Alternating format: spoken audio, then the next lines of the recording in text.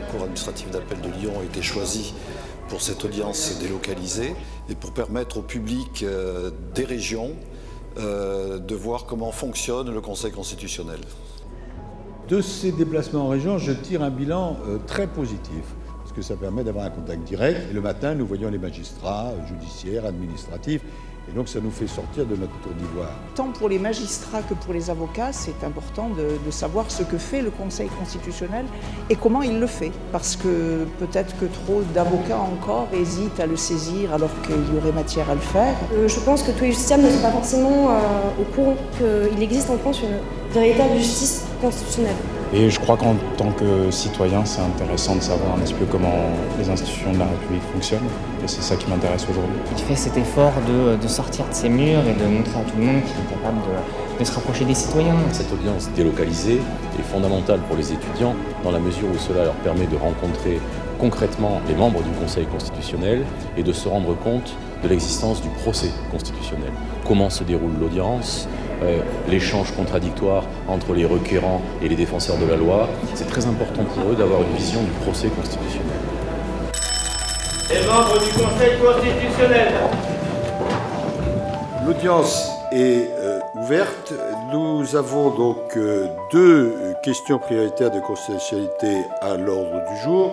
Je vais donc maintenant demander à Madame la greffière de nous expliquer où nous en sommes de l'instruction. Merci Monsieur le Président. Le Conseil constitutionnel a été saisi le 13 décembre 2019 par une décision du Conseil d'État d'une question prioritaire de constitutionnalité. L'adhésion des citoyens à la loi implique en général un sérieux effort. La loi Royer du 27 décembre 1973 a déjà prévu que le commerce devait avoir pour vocation de satisfaire les besoins des consommateurs. Est-ce que vous avez des éléments sur la manière dont elle se met en place, même si effectivement l'entrée en vigueur est très récente? La QPC d'abord, ça permet de remettre la Constitution à sa place, c'est-à-dire au sommet de la hiérarchie des normes. Et elle permet aussi aux citoyens de se réapproprier la Constitution. Et c'est le principe même de l'état de droit. Dans un état de droit, les actes juridiques peuvent être contestés. Alors, nous allons passer à la deuxième QPC. Madame la greffière, voulez-vous nous éclairer? Le Conseil constitutionnel a été saisi le 18 décembre 2019 par un arrêt de la Chambre sociale de la Cour de cassation. Une question prioritaire de constitutionnalité posée par M. Pierre Les défenseurs syndicaux, qui de longue date assistent et représentent les parties devant la juridiction prud'homale, Ce souci de rapprocher la justice du justiciable doit conduire, pour la même raison, à autoriser les défenseurs syndicaux à intervenir sur tout le territoire national. Et selon les dispositions donc, du 3e alinéa de cet article, il est prévu que le défenseur syndical intervient sur le périmètre d'une région administrative. Est-ce que un de mes collègues du Conseil constitutionnel a des questions? Maître, avez-vous quelques éléments statistiques qui permettent là aussi d'étayer cette affirmation? Je rendrai publique la décision la semaine prochaine, le 12 mars au matin. L'audience est levée.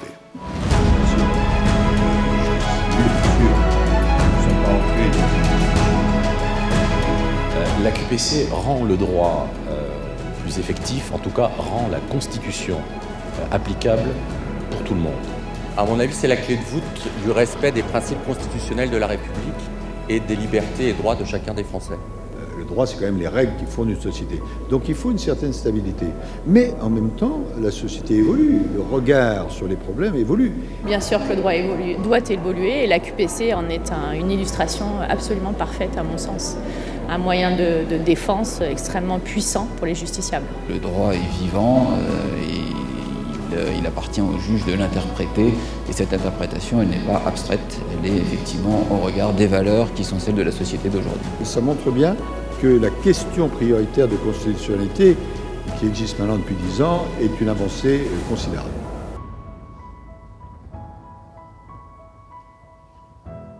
Bien, Monsieur le Président, chers collègues, chers étudiants, Mesdames, Messieurs, il m'a été demandé de présenter l'institution qu'est le Conseil constitutionnel en 10 minutes. C'est un sujet imposé, c'est un sujet difficile. Je vais donc essayer de ne pas empiéter sur votre temps de parole, Monsieur le Président. L'état de droit, nous le savons tous, ce n'est pas l'état de n'importe quel droit. C'est un état dans lequel le législateur, les gouvernants, agissent en respectant la Constitution et en respectant le droit supérieur. Et le Conseil constitutionnel est devenu, sous la Ve République, le gardien de ce droit supérieur face au pouvoir politique. Vous avez cité ce matin, Monsieur le Président, le doyen Georges Vedel. Sous sa plume, le Conseil constitutionnel, en 1985, a proclamé que la loi votée n'exprime la volonté générale que dans le respect de la Constitution. Pourtant, dans l'intention des constituants de 1958, il n'était pas question de faire du Conseil constitutionnel une véritable juridiction. Nous le savons tous, dans l'intention des pères fondateurs, le Conseil constitutionnel était essentiellement créé pour remplir deux missions principales. La première, assurer le contentieux des élections politiques, en mettant fin au système dit de la vérification des pouvoirs. Et puis surtout, le Conseil constitutionnel avait vocation à contrôler le Parlement, à vérifier que le Parlement respecte bien le domaine de l'article 34 de la Constitution.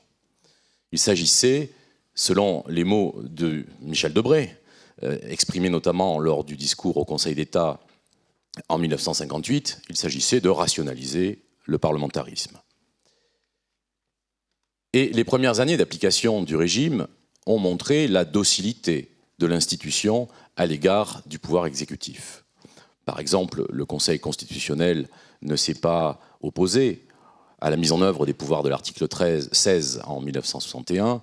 Il n'a pas pu s'opposer à la révision constitutionnelle de 1962. Et du reste, il n'a été saisi qu'à 9 reprises durant les 10 premières années. Il faut attendre le départ du général de Gaulle pour que se produise la métamorphose. Et cette métamorphose, nous pouvons la décliner en deux étapes, deux moments. Nous sommes en faculté de droit, grand 1, grand 2. L'émancipation et la consolidation, qui interviendra un peu plus tard avec la réforme de 2008. L'émancipation, d'abord, l'émancipation, tout cela est bien connu de la part des étudiants en droit, elle intervient en deux temps, 1971 et 1974. En 1971, le Conseil constitutionnel, par un coup d'éclat, déclare dans sa décision du 16 juillet, dite « Liberté d'association », que le préambule de la Constitution a pleine valeur constitutionnelle. D'une certaine manière, le Conseil constitutionnel fait coup double. Il donne l'image nouvelle de la Constitution, il donne de la Constitution l'image d'un texte qui protège les droits et libertés et d'un texte pleinement normatif, un texte qui est une règle de droit opposable au pouvoir politique. Il faut se souvenir qu'à l'époque, la doctrine considérait que la Constitution était une survivance, un morceau de papier, mais pas du tout une disposition susceptible d'être opposée aux gouvernants. Et puis le Conseil constitutionnel se légitime. Il devient l'autorité qui protège les droits fondamentaux. Suite à cette décision, le pouvoir constituant a décidé, et c'est la seconde naissance de l'institution, de réviser la Constitution à la suite d'une initiative lancée par le président Giscard d'Estaing. À l'époque, le président Giscard d'Estaing souhaite rénover la démocratie. Aujourd'hui, on dit moderniser. Pour rénover la démocratie, plusieurs mesures sont proposées, comme l'abaissement de l'âge de la majorité électorale. Et parmi les différentes réformes envisagées, il y a l'autosaisine du Conseil constitutionnel, autosaisine que les parlementaires refuseront et qu'ils vont transformer en droit de saisine pour 60 députés ou 60 sénateurs. Et se produit alors ce que le professeur Dominique Rousseau, mon maître, excusez-moi de le citer, appelle un Big Bang. Big Bang quantitatif, Big Bang qualitatif de la justice constitutionnelle. Big Bang quantitatif, toutes les lois sont désormais soumises au contrôle de constitutionnalité avant leur promulgation. Le doyen Favoreux, à l'occasion des 20 ans de la saisine du Conseil constitutionnel, a constaté 286 saisines durant la période 1975-1994. Toutes les lois, j'exagère peut-être, les principales. Extension également qualitative ou changement qualitatif de la mission du juge constitutionnel qui devient une sorte de tiers-pouvoir chargé d'arbitrer un litige entre les requérants la minorité ou l'opposition parlementaire, et la majorité. À partir de là, le Conseil constitutionnel devient une véritable juridiction. Et sous la présidence de Robert Badinter, l'institution se juridictionnalise. Elle affine ses techniques de contrôle. Elle rend public, par la publication au journal officiel, les requêtes, les saisines et les observations en réponse du gouvernement. Le Conseil constitutionnel apparaît à la fin des années 1980 comme étant pleinement une juridiction constitutionnelle. Mais il lui manque, pour rentrer dans le standard européen, la compétence pour contrôler la loi en application. C'est ce qui va intervenir par le second temps de cette évolution, qui est la consolidation. Alors cette consolidation, là encore, tous les étudiants en droit la connaissent, elle intervient avec la réforme constitutionnelle de 2008, qui instaure un article 61-1 de la Constitution et met en place la fameuse question prioritaire de constitutionnalité, la QPC. En réalité, le professeur Guy Carcassonne a eu raison d'écrire en 2009 que la QPC est plus la fille du Parlement que la fille du pouvoir constituant. Car c'est bien le législateur organique qui a mis en œuvre la QPC, qui lui a donné son nom et qui a permis d'en façonner tous les mécanismes et toute la procédure. Cette QPC, elle est avant tout faite pour le justiciable.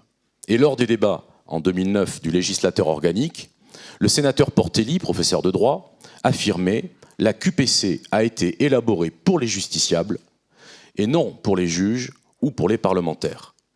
Il me semble que dans cette formule, il y a l'état d'esprit du mécanisme. La QPC est élaborée pour les justiciables. En effet, ce sont les justiciables qui déclenchent la QPC. Les juges n'ont pas ce pouvoir. Ce faisant, les justiciables deviennent des interprètes de la Constitution. Ils s'approprient par leurs avocats les dispositions constitutionnelles. Ils peuvent même solliciter, par leur imagination, la création ou la découverte de nouveaux objectifs ou de nouvelles normes constitutionnelles. On a vu par exemple une réactivation inédite du principe de fraternité récemment, là où aucun manuel de droit constitutionnel jusqu'alors n'y avait pensé. Le justiciable peut, par la QPC, solliciter l'abrogation de la loi. C'est une véritable révolution juridique. Révolution dans les deux sens du terme.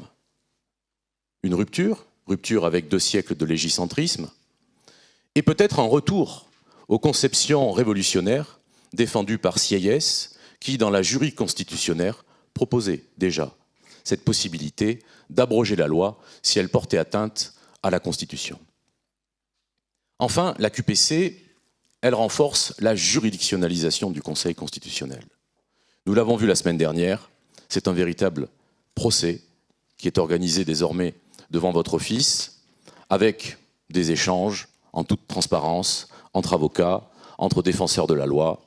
Et finalement, on peut considérer qu'avec la QPC, nous rejoignons ce que Maurice Horiou disait de la Constitution.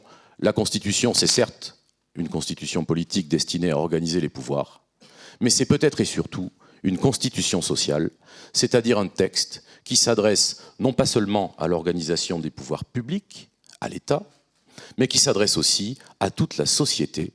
Et l'article 16 de la Déclaration des droits de l'homme et du citoyen dispose bien que toute société, et non tout État, dans laquelle la séparation des pouvoirs et la garantie des droits n'est pas assurée, n'a point de constitution.